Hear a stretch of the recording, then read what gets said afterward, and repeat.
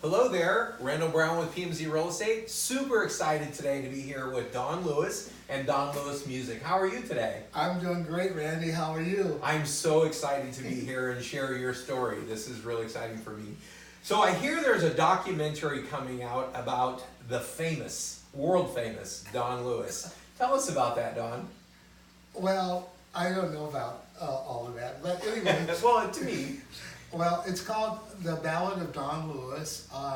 It was not commissioned, but a friend of ours who saw me play several years ago, who was already in the television industry, Ned Augustenborg, started to ask me about how I got started in working with Leo, because he was interested in synthesizers. And the more we talked, the more he thought there was a story. Sure. So he kept talking so much until the story is now an hour and a half long. Wow, okay. So speaking of Leo, we have Leo here. Tell us about Leo. How did he get his name? Okay, Leo actually is an acronym for Live Electronic Orchestra. Okay, nice. And it's made up of several different synthesizers. As you can see here, it's got 3 manuals here, pedal board, plus ancillary synthesizers over there, and synthesizers already over here, Oberheims and 2600s, ARP 2600s. All of this is analog technology. And in the early days, I had a keyboard for almost every one of these synthesizers, and I was surrounded like this. So out of necessity, I decided that there's some kind of way we got to be able to combine this. And so that's how Leo was born. I built this, drew the plans December of 1974. Wow. Realized it all together in 1977. Wow. And a young man by the name of Richard Bates was my chief engineer. He loved electronics as well, and electronic synthesizers. And so we collaborated and put this thing together in about 3.5 months to put on a big show. Wow. Well, so tell us how this changed the music industry, the face of that industry. Okay, well, the fact that none of these instruments, they're different manufacturers to begin with. And so none of them work together. Okay. And I wanted them to work together.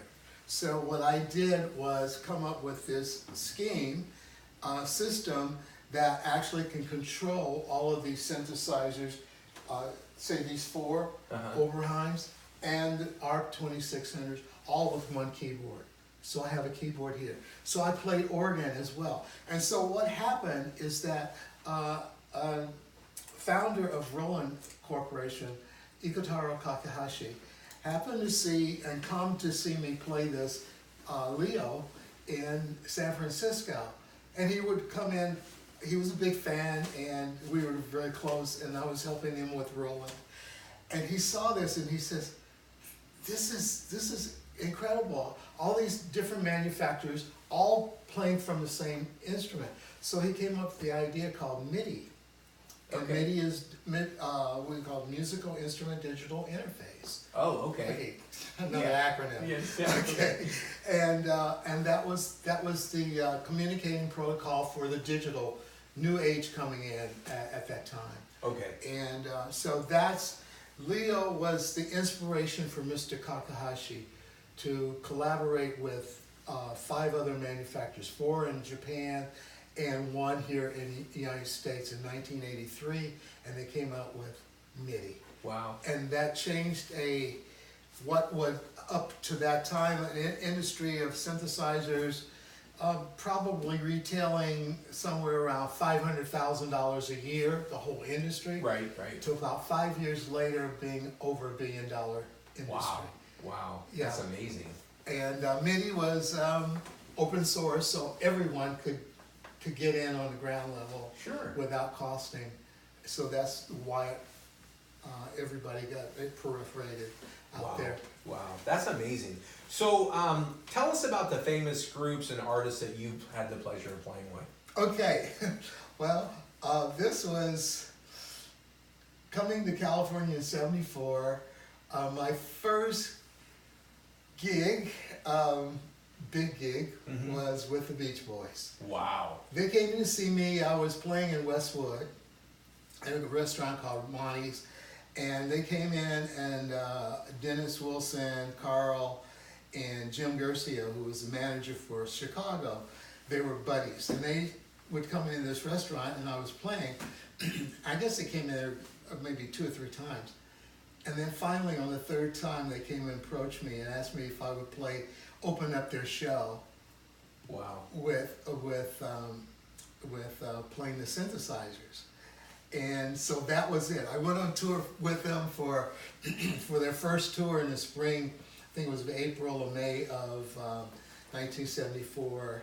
Wow. And it was an eye-opening experience for me. Yeah, yeah. And it was really quite an honor that they thought that I could do something to enhance their show and to open it. And so I played also along with the band during the time.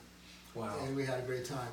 My main reason for coming to California, though, was to work with Quincy Jones. That was my dream. I had no idea how I was going to get to it, but it happened. So it shows you if you have a dream, yeah, follow it, and the doors are open. Wow. And that's when I ran into a lot of people in the synthesizer who were just starting, early pioneers of synthesizers getting into jazz, pop, and so forth in market. And that's how I met Quincy Jones. Wow, that's really cool. So, I hear there's a talk about a new album. You want to talk about that a little bit?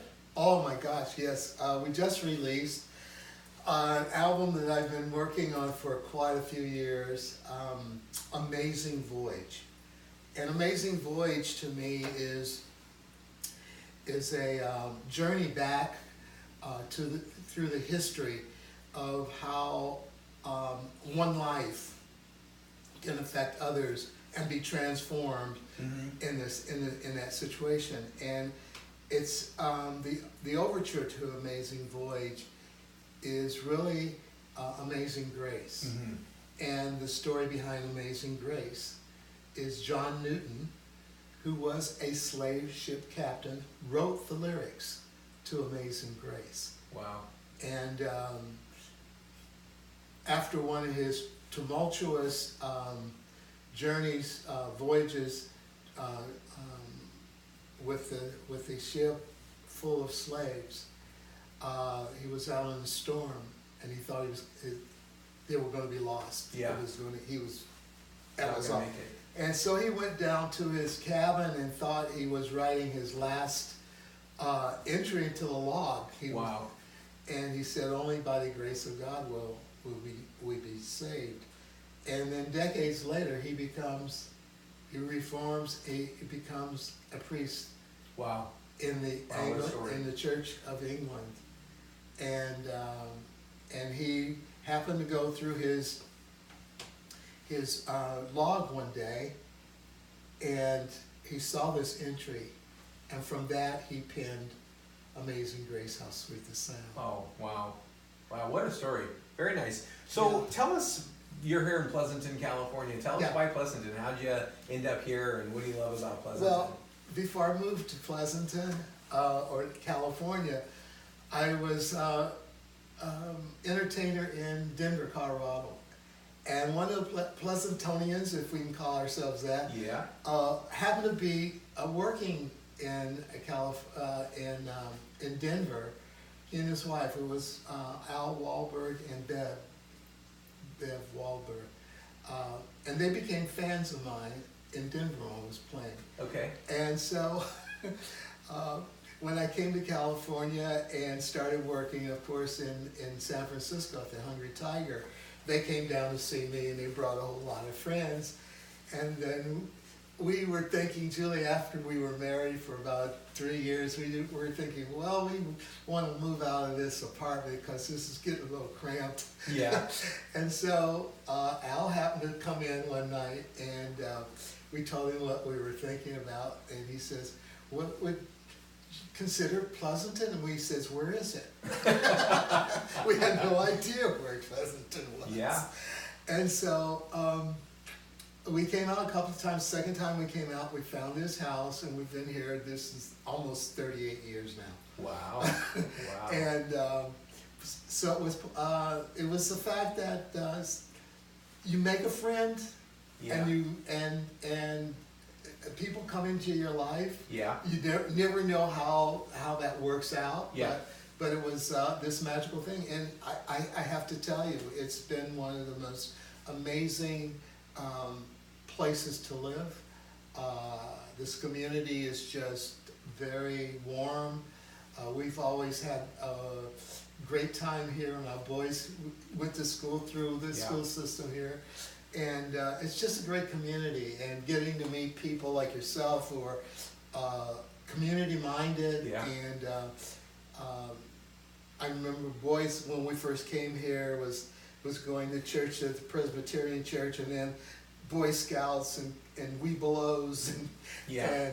and then and then later on, as the kids grew up, we became involved in the music with the kids over at Amador, because that's where they were going to school. Yeah. And my wife, Julie, became the president of the Amador Friends of Music, Oh, which nice. is the boosters. Yeah. Yeah. And of course, we were carting the kids all over everywhere. Yeah. So it's been that kind of experience, and I feel very fortunate that we had this chance to live in this community. Very nice. So I feel that Pleasanton is such a great community because of folks like yourself being involved, being active in the community, giving back so much. I really want to thank you for taking the time to be with us and sharing with us your story. I hopefully everybody will check out your new album, and then Yes. and then also there's some other stuff coming up. Yeah, I just like to say the other institution, I would call it an institution, Rotary Yeah. has been a big factor, and that's how we met. Exactly. And Doing good and having fun. yeah, do good and have fun. In fact, we wrote a song, Yeah. do good and have fun. I love that. I love that. And I just cherish the, being able to meet you and all the great folks in Rotary. So it is a great community thing that we do. Well, thank you for coming and getting this story, and I think this is really a wonderful gesture on your part to go out and find people in the community that you think would give their story Yeah. and share that, because it's a really important idea in this day and time to know that people are out there who really love and care for people. Yeah. Well, thank you so much. I appreciate it. All right, brother. Take care. Bye-bye.